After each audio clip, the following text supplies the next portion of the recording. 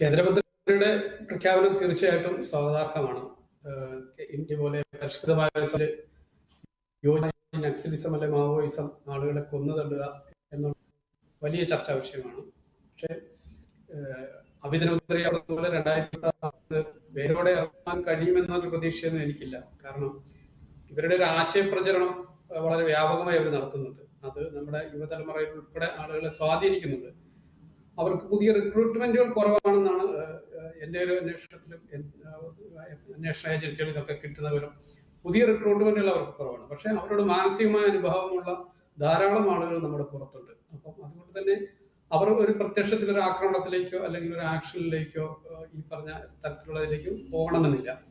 എങ്കിൽ പോലും കമ്മ്യൂണിസ്റ്റ് അല്ലെങ്കിൽ മാവോയിസ്റ്റ് ആശയങ്ങൾ കൂടുതൽ പ്രചരിക്കുന്നുണ്ടാവും. അതുകൊണ്ട് തന്നെ ഇത് പൂർണ്ണമായി തുറച്ചു നീക്കാൻ കഴിയും എന്ന് തോന്നുന്നില്ല. കാരണം താൽക്കാലികമായിട്ട് അവർക്ക് കിട്ടിയ തിരിച്ചടി കൊണ്ടും അവരുടെ അംഗബലം കുറഞ്ഞതുകൊണ്ടും അവരൊന്ന് പിന്മാറിയിട്ടുണ്ടാവാം.